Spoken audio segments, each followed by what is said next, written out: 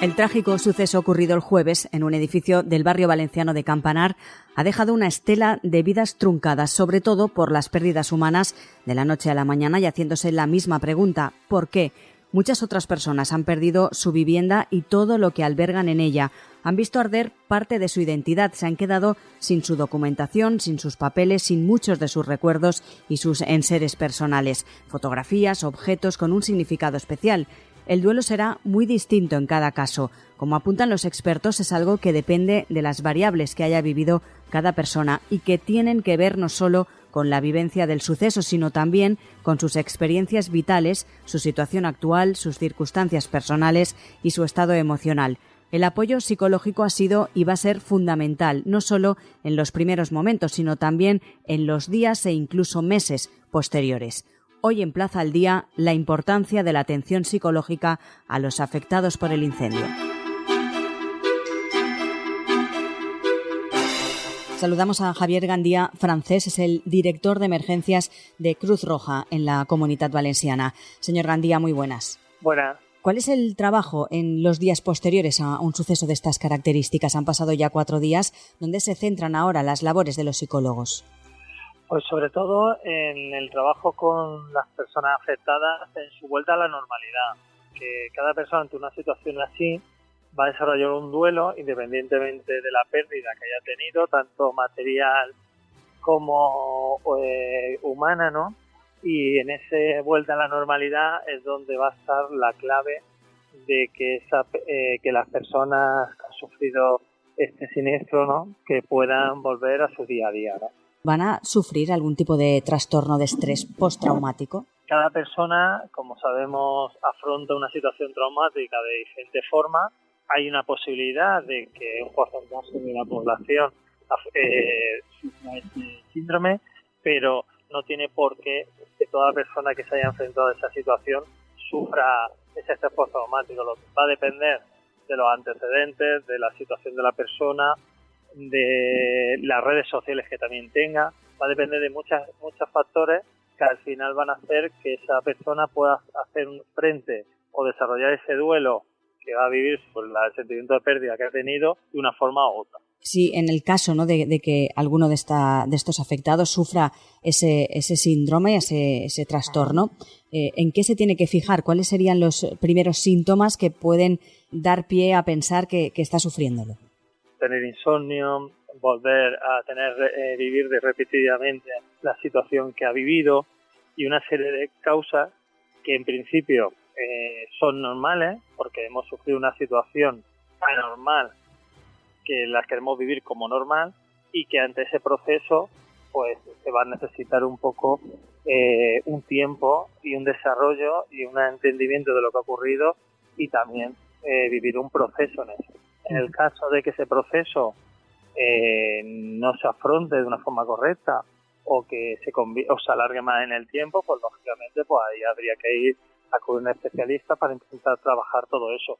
Pero en principio cada persona ante una situación tan difícil como esta tenemos un tiempo y un ritmo diferente, con lo cual no todo el mundo tiene que sufrir estrés postraumático, ni todo el mundo después de una situación así tiene que tener una situación normal o un afrontamiento normal a esa situación. En este trágico incendio, como hemos dicho, hay que diferenciar también 2 duelos. Por una parte, hay personas que han fallecido, otras personas que han perdido esos familiares y mucha gente que ha perdido su hogar. Hay que diferenciar, por una parte, esas personas, lógicamente, que han perdido familiares.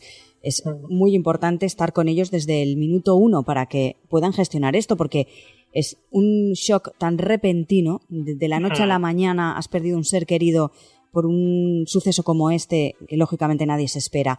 Es un shock muy difícil de digerir, y cómo afrontar esa realidad y cómo superar eso. Claro, en principio una causa así traumática que no te espera, inesperada, y que también te plantea en muchas ocasiones un por qué o para qué y por qué me ha tenido que ocurrir a mí, unido a la despedida de no poder despedirte de tu ser querido, pues lógicamente te crea un sentimiento muy difícil. Por eso es tan importante trabajar esa despedida con el ser querido que lógicamente en estos momentos pues están empezando a ver dónde están, ¿no?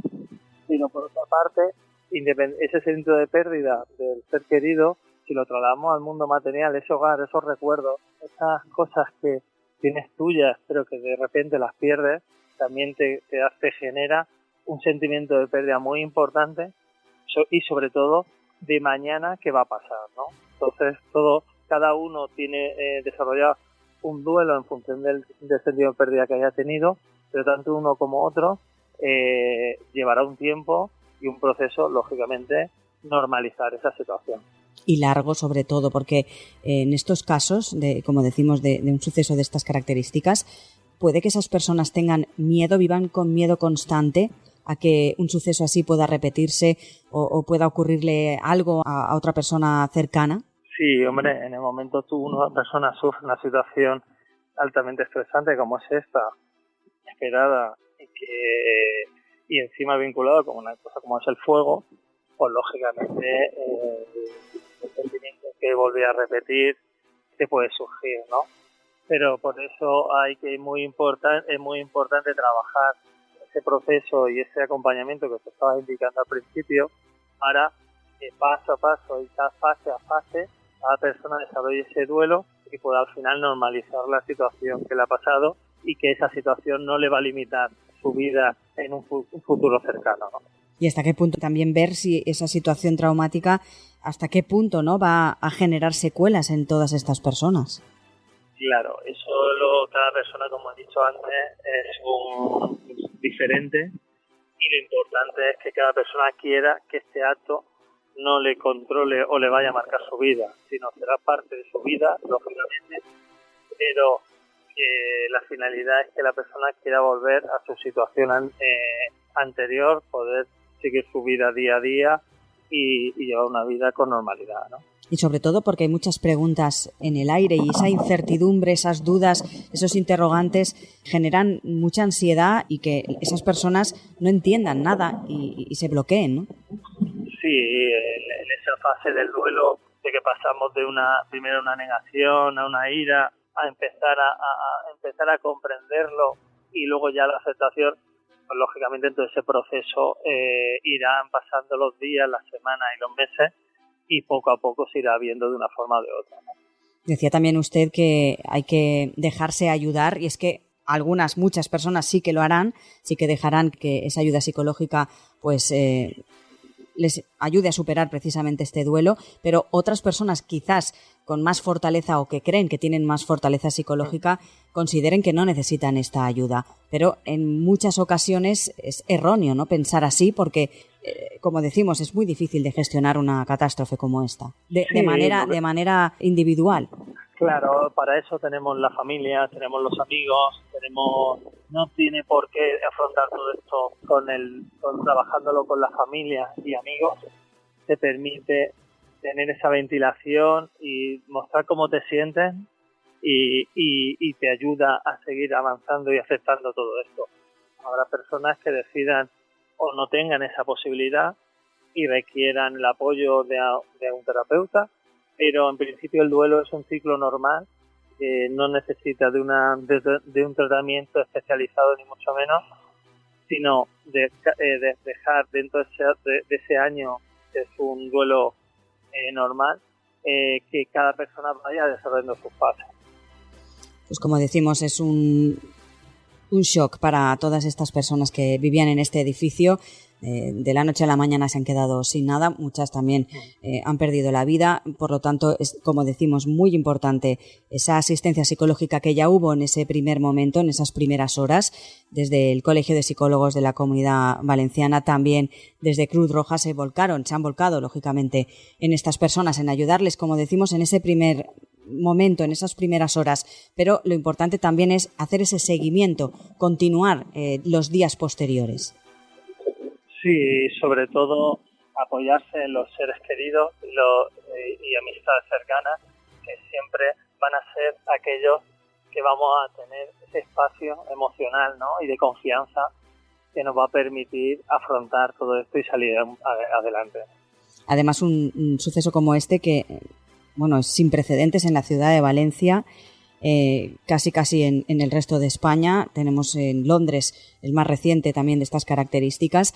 Los profesionales en este caso también tienen que estar muy preparados para poder ayudar a estas personas.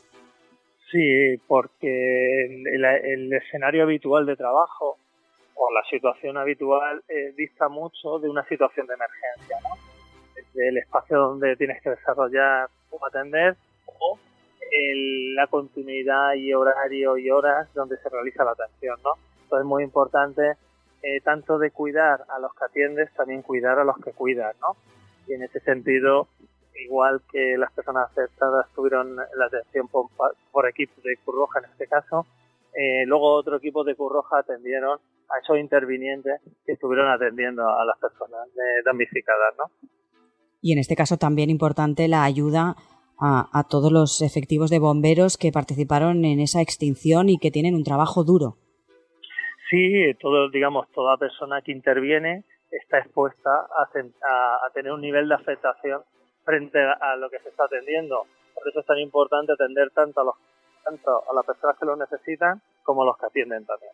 Javier Gandía Francés, director de Emergencias de Cruz Roja en la Comunitat Valenciana, muchísimas gracias por atendernos y sobre todo enhorabuena por toda la labor y todo el trabajo que realizan en catástrofes de estas circunstancias. Muchas gracias.